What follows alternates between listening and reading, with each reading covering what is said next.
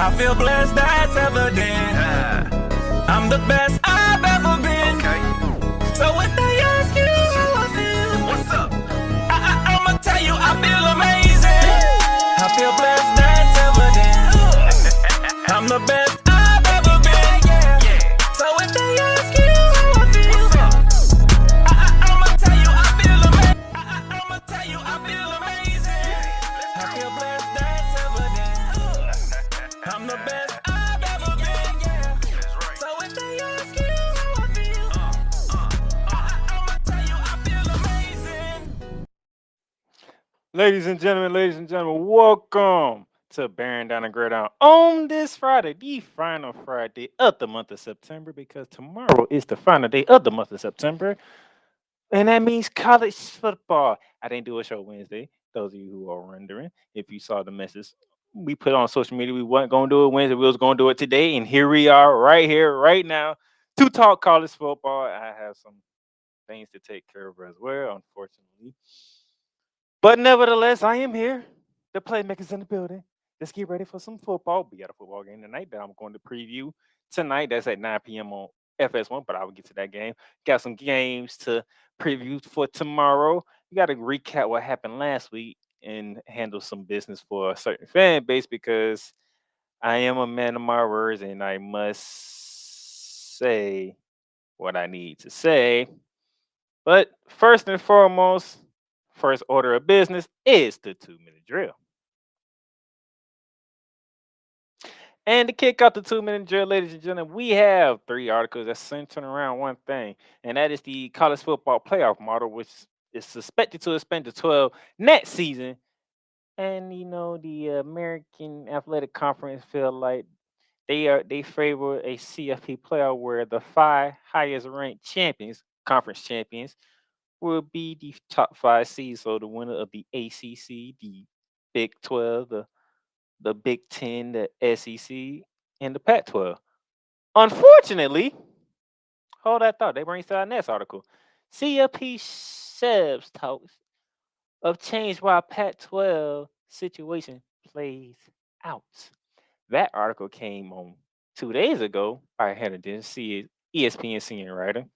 And it says in the article, I'm gonna read some of it here, saying, quote, the college football playoff management committee shelved any talks of format change to expand the 12-team field that will begin next season, opting instead to continue to wait to see what the future of the gutted Pac-12 will look like.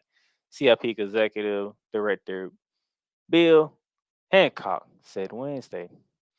Following another summer of sweep conference realignment, the only Washington State and Oregon State will be left to determine the future of the Pac-12 in 2024 and beyond. The NCAA gives conferences a 2-year grace period when they no longer meet membership requirements before changes are needed. But the notion of a 2-team league competing in the CFP play has its decision makers in a holding pattern on the future format, which shifts over to the third article. Oregon and Washington State Pac-12 hearing set for November 14th, which is going to be an interesting one because, if I believe correctly, I think both programs filed some type of lawsuit against the Pac-12. But everything that's been going on, let's see if I can pull that article up. Put it up on my phone here. It says here, this from the Associated Press, by the way. This was yesterday. A hearing has been set for November 14th in Oregon State and Washington State. Legal fight with the Pac-12 and its departing members to gain control of the conference and its assets. The preliminary injunction hearing will be held in Washington Supreme Court in Whitman County in front of the same judge who granted a temporary restraining order to the 2 schools early this month. Judge Gary Labby ruling blocked a board of director meeting with conference commissioner George Cliffenoff and the university leaders of schools that have announced plans to lead the Pac-12 next year. The latest filing in the case were dated Wednesday, still to determine exactly who should be allowed to make up the conference board and vote on business matters that could impact the future of the league.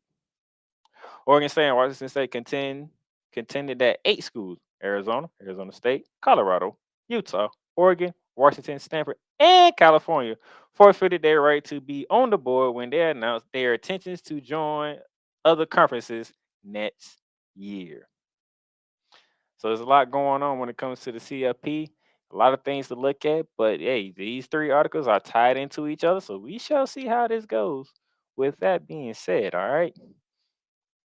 But moving on to our next set of articles, let's go to Colorado, Boulder, Colorado, shall we? Have a couple of articles here. One of which Colorado's Travis Hunter goes bowling with Henry Blackman. And for those of you who are haven't been paying attention since the incident between those two, these guys they went they went bowling. It was a charity event in Boulder. Says here, Colorado two-way star Travis Hunter isn't holding a grudge against the player who's hit, sent him to the hospital and cost him at least 2 games. Hunter and Colorado State defensive back Henry Blackman met Wednesday and went bowling together, as shown in a video posted Thursday on Hunter's YouTube channel. Hunter suffered a lacerated liver on a late hit out of bounds by Blackman, who was flagged for unsportsmanlike conduct in the first half of the Buffalo's home victory on September 16th. Hunter returned to the game, but later went to a local hospital where he was treated and released. If y'all recall, after that, Mr. Blackburn received threats. Here it is in the article. Blackburn and his family received threats, including death threats, during and after the game as a result of his campus address, home address, and phone number being published online. Colorado coach Deion Sanders condoned the threats.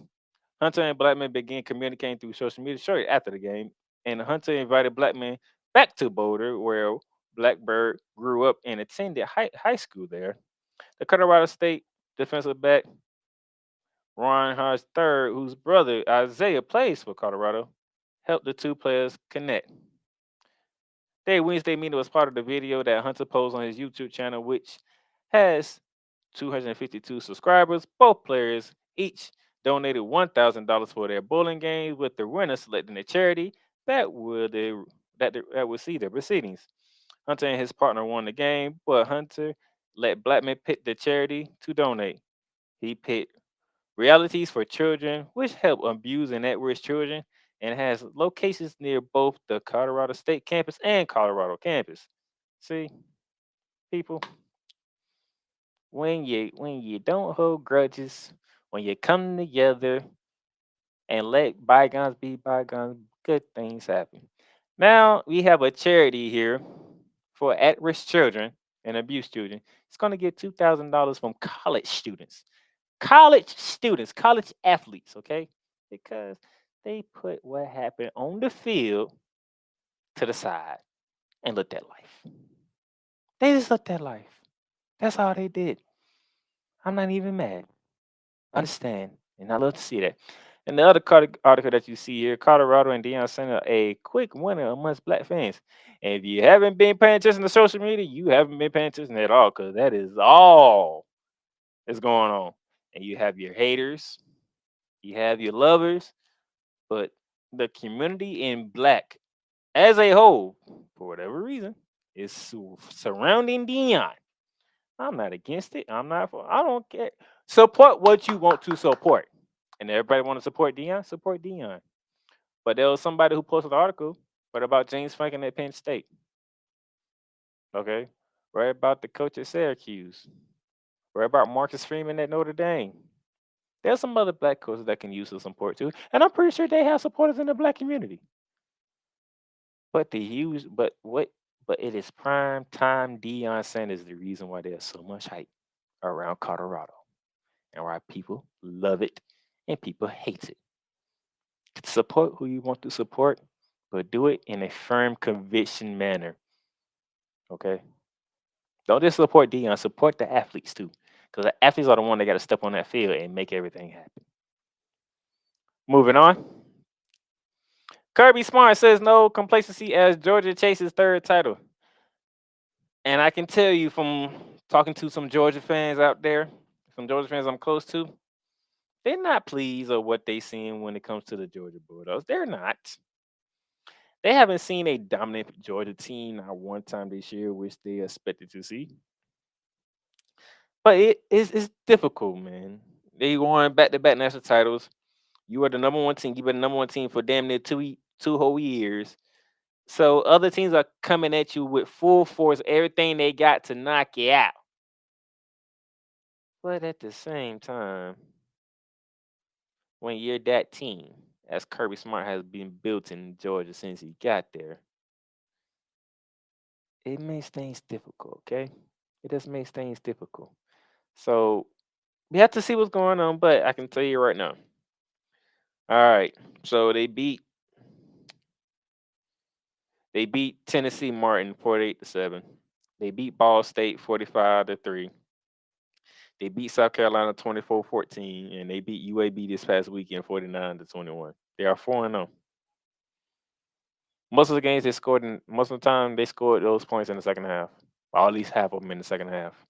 It's not been very inspiring from the Georgia Bulldogs, but 4-0, undefeated. Got a big game coming up that I will preview though. But we'll see about that. Sticking with the SEC, Nick Saban expects bigger challenge at Mississippi State. Now, there's a number of ways to, look at this, Could he be taking a shot at Ole Miss? Because Lane Kiffin did open his mouth yet again and got demolished, which I will get into in our next segment. Or could he talking about the fact that he's got to go to Starksville, Mississippi, to take on Mississippi State? I mean, this is what he said. Alabama coach Nick Saban said Monday that going on the road to Mississippi State this Saturday could be a tougher test than the team's previous two games. The Crimson Tide won a closer than expected contest 17-3 on the road at South Florida 2 weeks ago, a game in which the offenses struggled. Last Saturday, Alabama hosted then 15-ranked Ole Miss, pulling away in the second half to win 24-10. But unranked Mississippi State 2-2 on the season, 0-2 in conference play, give Saban pause. Coach Saban said, quote, "This is actually a bigger test for us than the last two games, in my opinion. In terms of this team being very physical, very aggressive on defense, create a lot of negative plays. They have a lot of starters back. They know their system. They know their scheme." Close quote. One of those starters who came back is quarterback Will Rogers, who is second in the SEC in career passing. Rogers has thrown for 997 yards and 9 touchdowns this season. Nick Saban went on to say, quote, "Obviously, the quarterback has been an outstanding player for a long time. But with the new offense they run, there's a lot more balance to it," close quote. So Nick Saban saying going to Starksville, Mississippi would not be a walk in the park for his Alabama Crimson Tide, who is coming off of smacking Lane Kiffin in the then 15-ranked Ole Miss in the second half the way that they did. But Nick Saban being the coach that he is, the reason why he's the GOAT of college football, don't want his team to have a letdown going on the road to a team that's 500 and has not won a conference game yet. So he's trying to quell the expectations a bit. Nick Saban them. And when you're Nick Saban, you can't fall on the radar because you're Nick Saban, for goodness sakes. But still in all, he's trying to hold it down. He's trying to keep it quiet. Okay? That's all he's trying to do. And our last set of news to get into before we get back into it, got some injuries. Texas A&M quarterback Connor Winningham out for the season with a foot injury. And then Colorado hopes that defensive back Shiloh Sanders is available, who had some internal problems going on after the game against Oregon. I'm not going to go into details, but they had some internal problem, but they are hopeful that he's going to play. Everything was checking boxes going through the week. But we still see how he looks today, tomorrow, and we see he'll suit up tomorrow for the Colorado Buffaloes in a big game tomorrow for them. So that'll do it for the 2-minute drill, ladies and gentlemen. And when we come back, we got to recap what took place in week 4 of the college football season. And I must be a man of my words and handle some business. We'll be back. Welcome to Ringside Chaos, the professional wrestling discussion segment of the Bear of Texas podcast. the only professional wrestling podcast in the world where pro wrestling is discussed passionately, with confidence, with great knowledge, and most of all, in the most sophisticated way. So brace yourselves, ladies and gentlemen, because chaos is about to be unleashed. Thing with Tony Khan now being in talks to buy WWE, I'm going to be honest with you. I spoke to this with Ricky Litwinkowicz, aka the Master of Mayhem, and he honestly believes that me talking about Tony Khan buying WWE is basically I'm kind of wasting my time because Ricky believes it's never going to happen. Okay, now don't get me wrong, Ricky, I respect what he says. He could very well be correct, but I got to be honest with you. The fact that Khan is interested in supposedly buying WWE, I mean, to me, that's definitely worth talking about. Now, I should mention this. Shout out to Ricky, by the way. And I gotta mention this, that even Jim Cornette already had something to say. And he said, and I quote, "Ridiculous to think that could happen," unquote. A wrestling fan that's been super supportive of Brody Lee as a wrestler and everything that WWE could have done with him and, everything that he could have shown and, offered for the wrestling business. For me, I wasn't just a fan of Brody Lee himself, like in character. I strongly respected him, as a human being. Like, I had a lot of respect for Jonathan Huber. That's Mr. Brody Lee's real name. So basically, I had a lot of respect for Brody Lee, Luke Harper, and of course, Mr. Jonathan Huber. This particular episode was about World Class Championship Wrestling. And the episode title is, WCCW Wrestling's Lone Star Legacy. And because I am the Bear of Texas, and I do hail from the Dallas-Fort Worth area of the state of Texas, World Class Championship Wrestling was basically my territory as far as being a wrestling fan goes. Ladies and gentlemen, Ringside Chaos is available on all streaming platforms including Spotify, Apple Podcasts, Google Podcasts, Amazon Music, and YouTube. All right, ladies and gentlemen, welcome back to Bearing Down the Gridiron. Shout out to my brother Alex Agazar for Ringside Chaos, covering all your wrestling promotions, WWE, AEW, Impact Wrestling. All you want to need, Ring of Honor, what you need from wrestling, you get it right there with Wrestling with Ringside Chaos with the Bear Man. All right, ladies and gentlemen, we got our news and notes out of the way. We got to do our Gridiron Roundup, and I'm not ready for this. Let's go to it.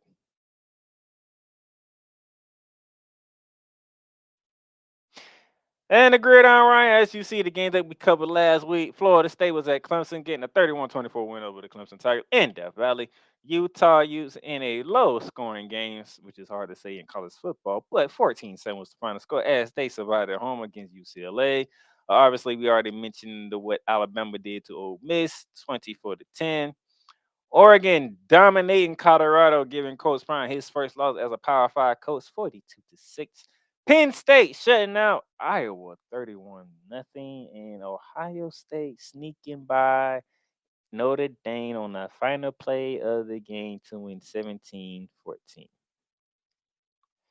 Now there are a couple of these games I need to get into. First and foremost, let me get into this right here, right now.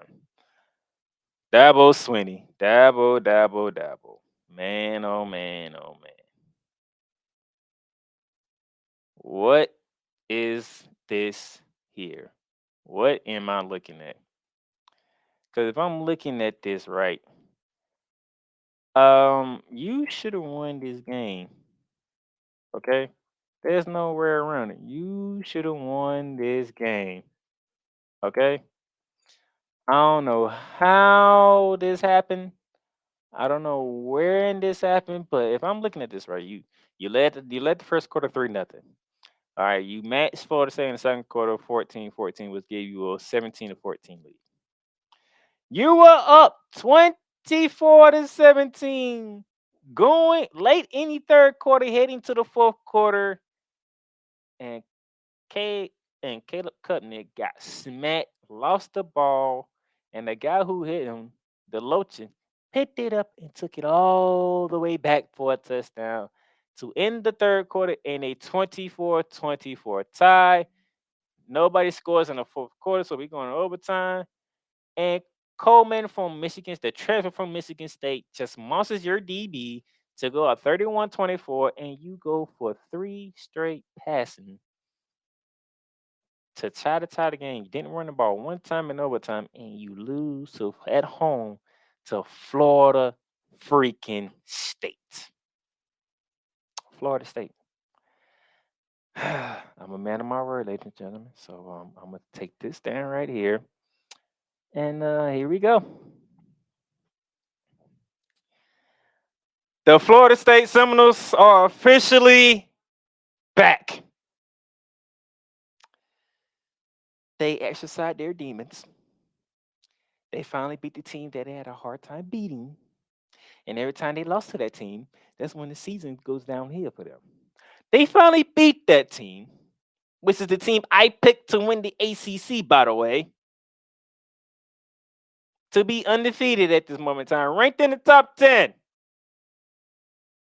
Florida State is officially back. There are a lot of Florida State fans right now that are rejoicing that I actually said this live right now.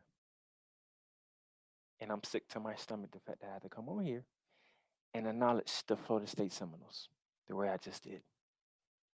All because Dabo Swinney ineptitudes in this game for one odd reason allow Florida State to escape with this win. The Florida State Seminoles are back, and the ACC gonna have a problem on their hands now, because Florida State got the athletes, they have the physicality, and they exercise the one demon that they needed to exercise, which is the Clemson Tigers and Dabo Swinney.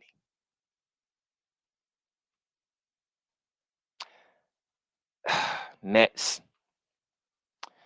let's go to Eugene, Oregon, where the Oregon Ducks made an example out of Colorado Buffaloes.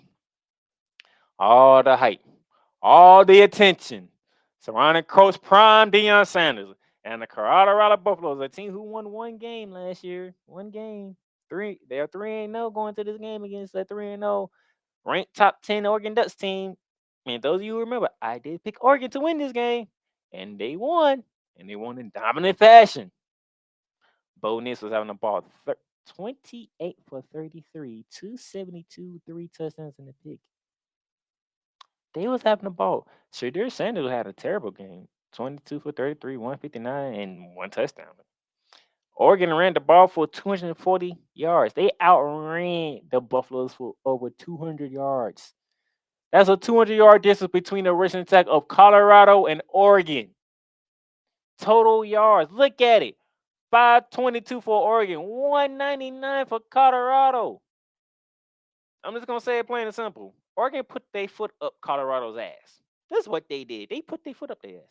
And, hey, we all know what happened pregame. Dan Lanning said what he said. They play for clicks. We play for wins. Talk through your shoulder pads. Talk with your helmet. This game is not played in Hollywood. It's played on grass. I don't have no problem with it. I don't. Say what you got to say. But I know when I preview this game on October 14th, sir, I better have that same energy. That's all I'm going to say. It's 2 weeks away. I'm going to wait 2 weeks. But then you did your job, Danley. I'm good for you. I picked Oregon to win the Pac-12. But if you're going to have that energy with Colorado, when the week of October 14th get here, you better have that same damn energy. Because if you don't, we going to have some problems, especially me. Because it's that team the reason why your ass didn't make it to the Pac-12 championship last year. Not Colorado, the team that you're going to be facing in 2 weeks. So I need that same energy in 2 weeks, sir. I need that same energy. But congratulations, Oregon. You did what you're supposed to have done. You're a top 10 team in the country. You've been a top 10 team in the country. So you do what you're supposed to do. Congratulations. But Colorado, we're not done with you because I have you in the next 7 because we have a big game coming up in Boulder, Colorado.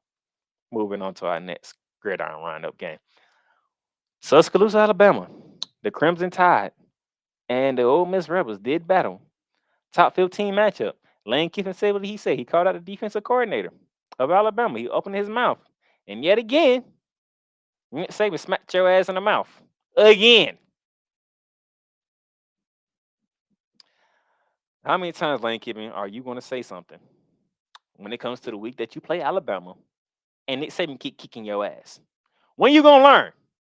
because you opened your damn mouth and Alabama defense holds your ass to 10 points. But you are often to average 58 points a game going into this game. And you got held to 10 points. That is a 48-point difference of what you average and what Alabama held you to. Look at it. Look at the rushing attack. Alabama ran for 131 yards. Lane Kiffin's offense, 56. They doubled your ass in a rushing attack. They whooped your ass.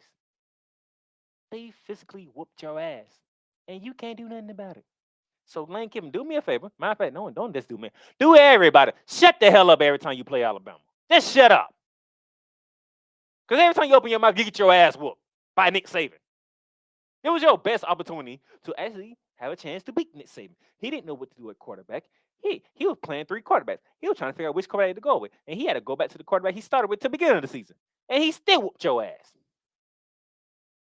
Even a confused Nick Saban can still beat your ass. So Lane Kiffin, shut the hell up when you play Alabama. Don't say a goddamn word. Now that brings me to this. The Pac-12, jeez, 21 points. That's all it was taking to score between Utah and UCLA. 21 total points for Utah to win 14-7. But if you look at down the bottom, when you go to Happy Valley at Penn State, Penn State scored 31. Literally, Penn State just literally beat 3 teams. Well, 4. Well, you can actually 5 when you count how many points Ole Miss scored and how many points Colorado scored. Penn State shut out Iowa 31-0. That was enough points to beat Utah. That was enough points to beat UCLA. That was enough points to beat Colorado. That was enough points to beat Ole Miss. Hell, that was enough points to beat Alabama, and Alabama won their damn game. 31-0 in primetime, NBC primetime. Iowa showed their ass in prime time on NBC to get shut the hell out. Shut out. I mean, what in the blue hell was that? Nevertheless, shout out to James Franklin.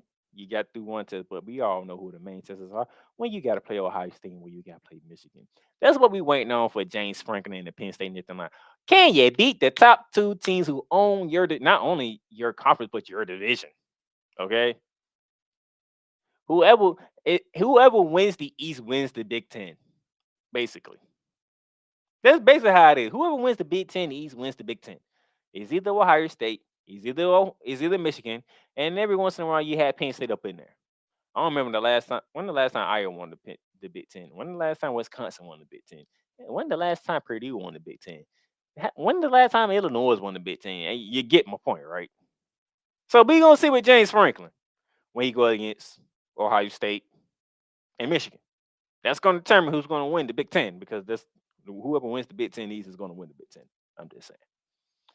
I don't think I put this on the slate, but I should have. No, I didn't. So before I get to that slate, let me do this real quick. Let me go full screen. Marcus Freeman. It was in your hands. It was right there in your hands. All you had to do was get the defense to make 4 straight stops, and you beat the Ohio State. You had a 4th and 8, and you let them get a first down. Victor, what's going on, brother? Thank you for tuning in. You had a 4th and 10, and Ohio State converted. You had a 4th and 15, and Ohio State converted. And then the final 2 plays of the game, you had 10 defenders on the field. You're supposed to have 11. You had 10. You stopped them on the first one. Ohio State quickly got back to the line, hiked the ball, handed it off. They get in the end zone for a game-winning touchdown,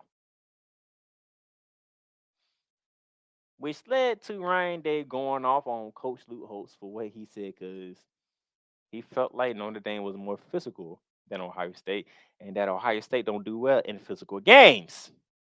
Nevertheless, Marcus Freeman, you fumbled the bag.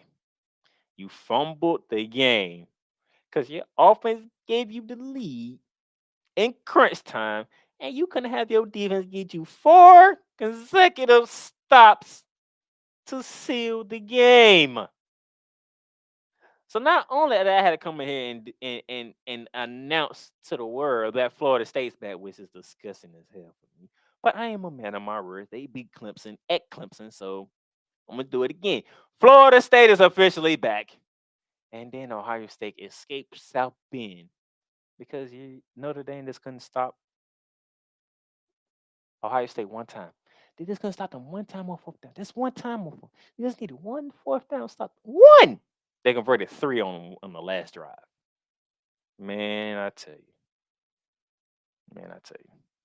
Nevertheless, moving on. The extra point fan vote was Kansas versus BYU. I took BYU and Kansas. They prevailed. They pulled away late in the fourth quarter to win 38-27. So shout out to Kansas 4-0 on the year. I'll be talking about them coming up in our next segment. Some other notable games that I want to recap real quick. It was the first Big Ten game for the Cincinnati Bearcats. They were at home hosting undefeated and 16th-ranked Oklahoma, and Oklahoma handled business 20-6. Welcome to the Big 12, Cincinnati. We had an SEC showdown at the SEC's Death Valley down in Baton Rouge, Louisiana, between the Arkansas Razorbacks and the LSU Tigers. Arkansas gave LSU everything they can handle. It took a field goal to win it for LSU, 34-31 over Arkansas, moving them to 3-1. The lone Pac-12 teams left in the Pac-12 after this upcoming season, it was the Washington State Cougars hosting the Oregon State Beavers up in the Palooza of Washington, 38-35. The Cougars take down the Beavers. It was the Big 12 debut for the UCF Knights, and it was in Manhattan, Kansas, as they took on the reigning, defending Big 12 champions, the Kansas Wildcats. Back and forth game, but late in the fourth quarter, Kansas pulled away to win 44-31. And then from there, we go back to the SEC. We go down to College Station, Texas, where we was at Kyle Field when the Texas A&M Aggies looking to bounce back after a horrific Week 3 performance up in Miami. They hosted the Auburn Tigers, who was coming in 3-0. And yeah, it was all A&M on this one. Like, I don't know what Auburn team showed up in that game, but they didn't show up for Texas A&M. 27-10.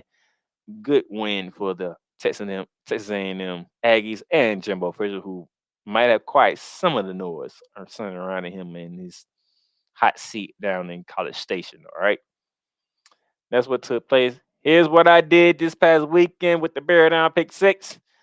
3-3. I missed 2 consecutive extra points. I had Arkansas beating BYU, and BYU shot me, and then I picked BYU to do the same thing to Kansas, and Kansas wasn't having it. So I missed 2 extra points, but overall 3-3 on the day.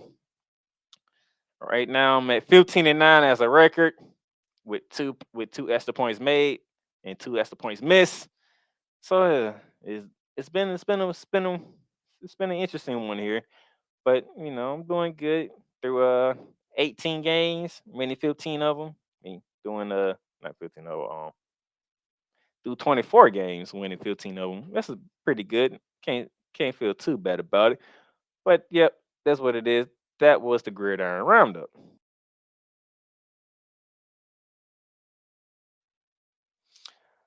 We're gonna take a quick break here. Then when we come back, we got to get into our campus tour. We got some games to preview, ladies and gentlemen. We'll be right back with a quick commercial break.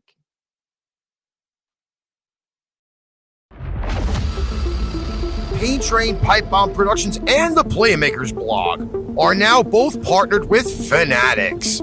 Fanatics is now your new home for all fan merchandise.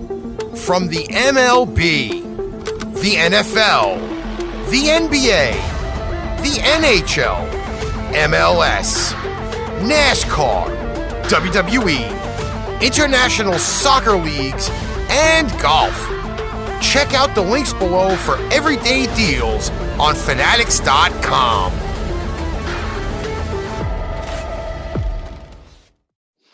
And welcome back to Bearing Down the Gridiron. Hey, my brother, why is it Hiffy? What's up, man? Great show today with Cole Johnson on Snowman in the morning. Enjoyed you guys. That was a great show, funny show, and Cole has no goddamn sense in the world.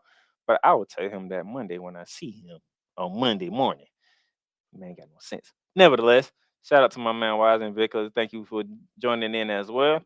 All right. We got our recap out the way. We got our news out the way. It's time to go on a campus tour, ladies and gentlemen, because it's time to preview some games, and we got a good slate for you this week.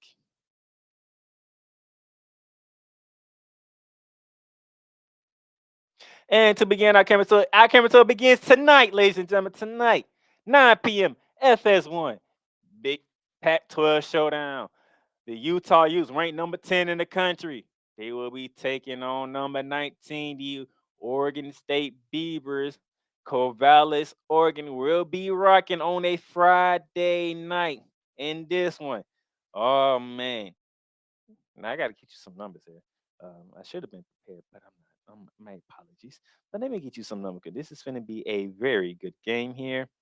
I want to make sure we get all our numbers in so we know what we're talking about here.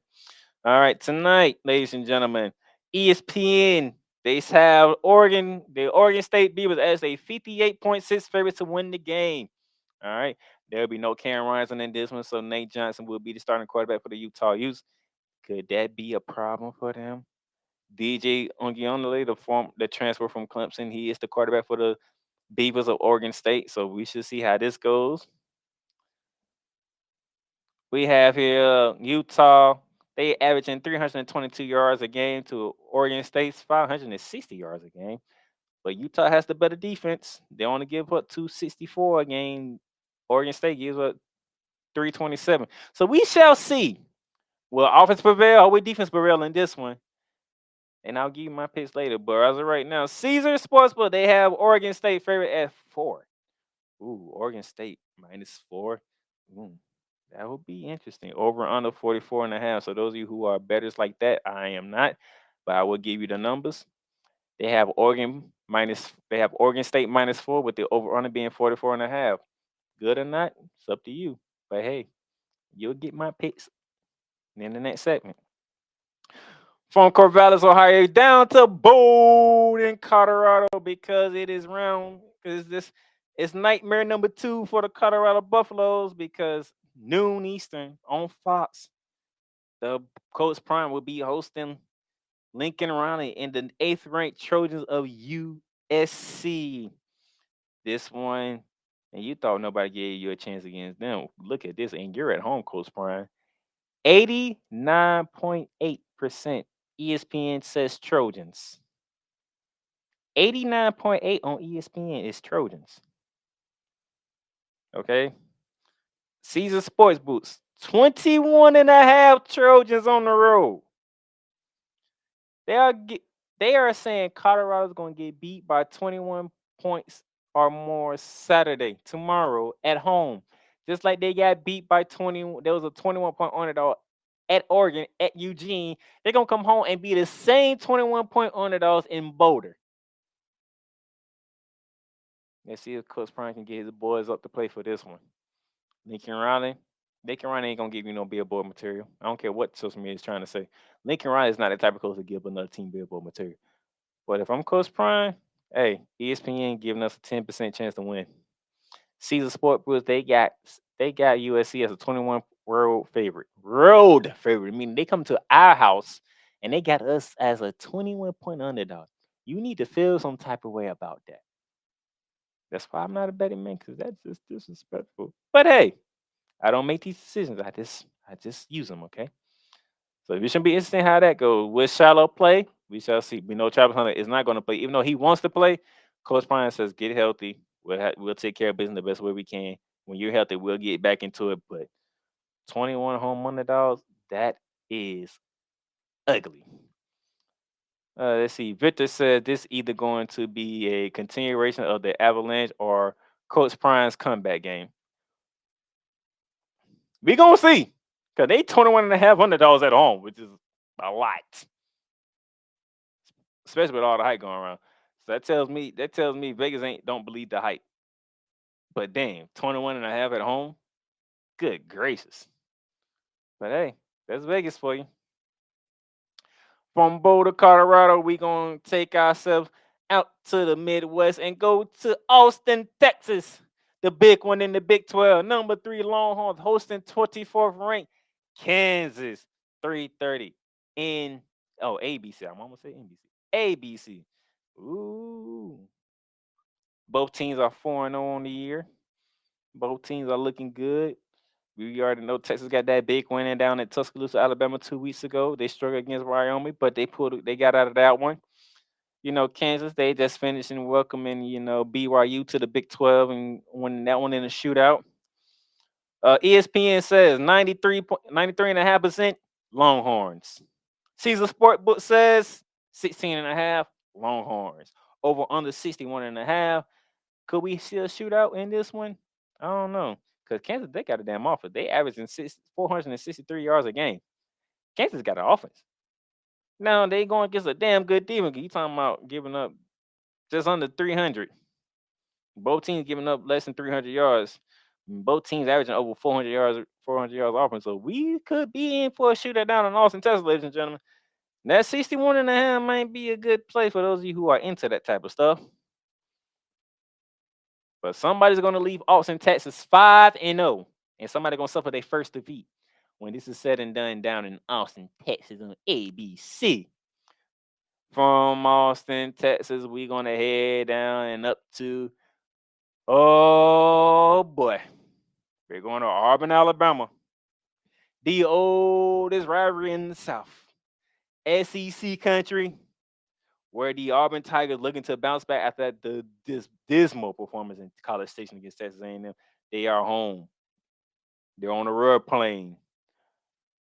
Jordan Hare were number 1 back-to-back reigning national defending champion. The Georgia Bulldogs come rolling into town. You already know. Everybody is going to be big on Georgia, especially after what they saw with Auburn and against Texas A&M. We're talking 82% straight up Bulldogs. Caesar Sportbook says 14.5 on the Bulldogs. Bulldogs haven't had, as I said earlier, talking to some Georgia fans, they haven't seen the Bulldogs that they're looking for. Maybe this is the game to see it. Like I said, University of Tennessee Martin 48-7, Ball State 45-3, South Carolina 24-14, UAB 49-21, and most of those got out of hand in the second half. Not the first half, second half. So the people of Athens, Georgia, and Bulldog Nation across the country, they are looking forward to a game where Georgia looks like Georgia. Maybe this is the game. Or maybe this is one of them games that I said that could be a trap game for them, because they are going to Auburn, and that is a rivalry game. That's why it's called the oldest rivalry in the South. Crazy things have happened in Georgia with Georgia and Auburn before. Don't get it twisted. We have seen some crazy things happen. Remember the Miracle and Jordan Hare? Remember that? So keep your eyes peeled. 3:30, CBS, the ACC on CBS. Can Georgia finally get themselves right and look like the national champions that they are? Or will Auburn bounce back from that horrific performance at Texas A&M? We shall see. From Auburn, Alabama, we're going to head down to Oxford, Mississippi, where we'll see Lane Kiffin try to bounce back and keep his mouth shut for once, as the 20th ranked Rebels host 13th ranked LSU. Both teams are 3-1. LSU one loss came at the beginning of the season when they went down to Orlando to take on Florida State and got their ass whooped in the second half by Florida State. Ever since then, they've been whooping ass themselves. Nevertheless, Lane Kiffin opened, like I said earlier, those who are joining in late, I said earlier about Lane Kiffin opening his goddamn mouth every time he go against Nick Saban and get his ass whooped. So you know what happened Saturday? He got his ass whooped again when Alabama had them to 10 points. 10!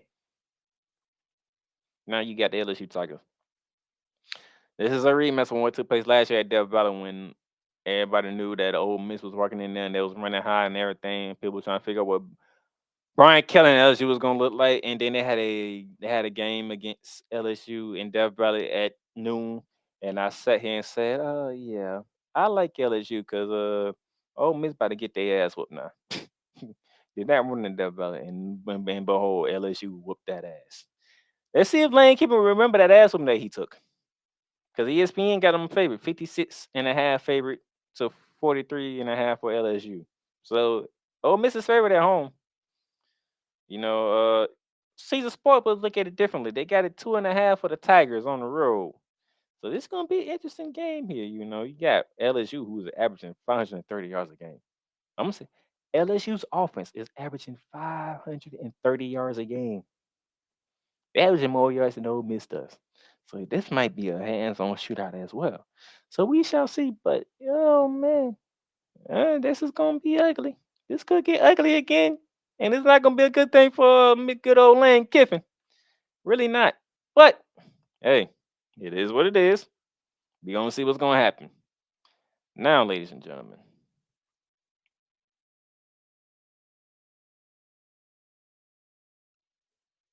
Game of the week. College game day is in Durham, North Carolina, because it is number 11 Notre Dame Fighting Irish China fight off that heartbreaking loss to Ohio State. They are on the road. They are in Durham, North Carolina to take on one of the surprising teams of the college football season, 17th ranked Blue Devils of Duke University. We have a top 20 matchup in Durham, North Carolina. This is the first time ever Durham, North Carolina will be featured on College Game Day during the football season. Matter of fact, this might be the first time that the Duke Blue Devils get the game of the week spotlight. 7:30 ABC prime time action for the world to watch them. And then ESPN says 69.5%. We're going with the Notre Dame Fighting Irish too. The Duke Blue Devils 30.5%. Sam Hartman has owned the Blue Devils when he was at Wake Forest. Sam Hartman has been a match for Duke for some time. And he gets to do it one more time. Especially in a heartbreaking loss. Caesar Sport Books have the Irish at -5.5. So we shall see how that goes. Game of the week. Can Duke live up to the expectation of being on prime time? Can they live up to the expectation of being on College Game Day? This is a big responsibility for the Duke Blue Devils, a position they have never been in before. We shall see. We shall see. And then we have our extra point fan vote. With that vote, and I am actually surprised. Well, I shouldn't be surprised, but I am surprised nonetheless because I didn't think they was gonna vote for this game. I really didn't. I was hoping they would vote for something different. Nevertheless, this is the game they voted for, and I have to do it. Lexington, Kentucky, 12 p.m. ESPN, SEC. The Kentucky Wildcats hosting 22nd ranked Florida Gators. All right. I'm just gonna keep it short and simple. Bitter Napier. You got past the first rivalry. Tennessee walked into the swamp. They took an ass whooping. Now we got to go on the road, Billy Napier. We got to go to Lexington, Kentucky, a place that, if it was basketball, I'll be mad as hell right now. But it's not basketball, it's football. But lately in football, Kentucky has been whooping our ass. I want this short ass whooping streak to end tomorrow at noon Eastern, like Billy Napier. I want it to end. I do not want to lose another game to the Kentucky Wildcats. But unfortunately, I don't do this show based on what I want. I do this show based on what I think is best for this show. So with that being said, ESPN says 51.9, so basically 52% for Kentucky, 48% Gators. Kentucky has the edge. Caesar Sportbooks have the home team, the Kentucky Wildcats, as a 1-point favorite. So it's basically, if you picking this game, it's either you picking Kentucky to win or you picking Florida to win. You just picking this straight up because the line is 1 Kentucky. Don't get no lower than that. Okay. So that's the fan game of the week. Another quick break. And when we come back, we give you our picks before we head out of here. We'll be right back. The Playmaker Squad is sponsored by Lids. Locker Rooms by Lid. Shop hats and official sports gear at Lids. Lids, the leader and number one destination for hats, gears, and everything that moves you. Make it a perfect shop for fans to find official sports hats, merchandise, and gears. Represent your team, your town, and your style with a snapback, adjustable, fitted hat, or beanie from thousands of college and professional teams. Browse the very latest jerseys and t-shirts for the best teams out there. Liz has officially licensed professional and college sports teams apparel and hats featuring the hottest brands and trends. Shop online or visit one of the 100 stores across the country. Locker Rooms by Liz. And welcome back to Bearing Down the Gridiron, ladies and gentlemen. We have one thing left to do because we did our 2-minute drill. We got our news and notes out the way. We did our gridiron rondo, and I have said, and I'm gonna do it one more time for you fans down in Tallahassee, Florida. Florida State is officially back. I got that out the way. We did our campus tour. We did our Asher Van Vogt game preview.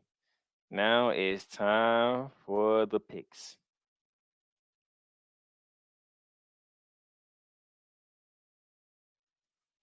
It is the Bear Down Picks, ladies and gentlemen. And it's kicking off tonight, ladies and gentlemen. I'm taking the home team. The Oregon State Beavers sent a message that they are just not here to be played with. They will bounce back from that loss to Washington State. They will beat the two-time back-to-back reigning Pac-12 champions of the Utah Utes.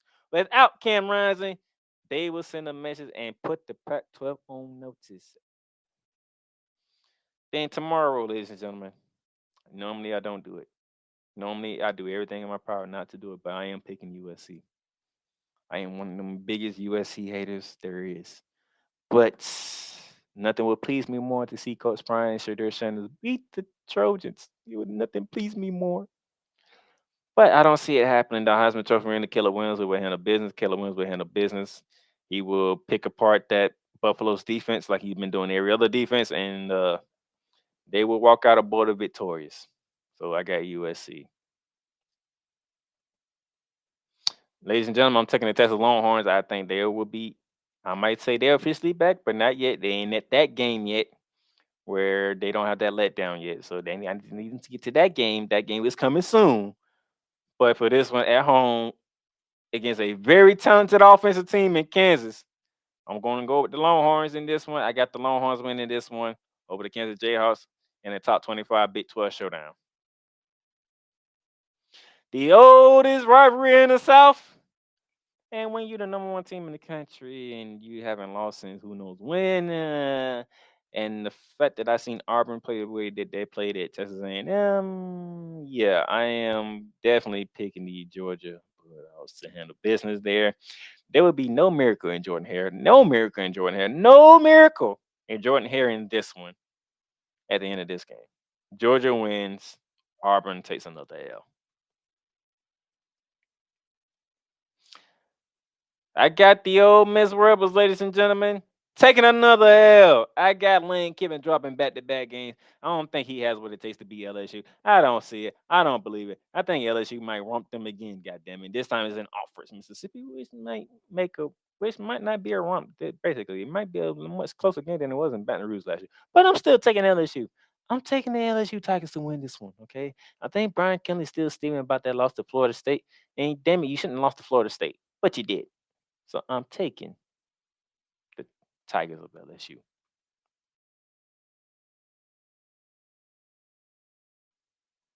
And our game of the week, ladies and gentlemen, give me the Fighting Irish to bounce back. They're going to Durham, North Carolina with College Game Day there, with all the attention on Durham, North Carolina. First time ever College Game Day is being there. First time for the Duke Blue Devils to be in that spotlight in prime time as on ABC. Give me the Notre Dame Fighting Irish. Notre Dame's going to walk in there pissed off. They're going to be walking in there angry because they know they let one get away. They know they should have beat Ohio State. Everything was put in Irish and they let it slip. They took out their frustrations on Duke. Duke, congratulations on being on College Game Day. Thank you for hosting College Game Day. Thank you for being on the primetime slot. But I'm giving you this L. You're going to suffer your first L of the season at the hands of Sam Hartman and the Notre Dame Fighting Irish. And then, ladies and gentlemen, that leaves us with our fan answer point. Vote. And that was the Kentucky Wildcats hosting the Florida Gators. And if you know me, you know who I'm picking. I refuse to pick against them. I'm picking my Florida Gators to walk into Lexington, Kentucky. Walking there with an attitude, walking there with a purpose to say, hey, if Florida State can be back, damn it, we can make our comeback to be. It might not be fully back like Florida State is, and it might take another year or two.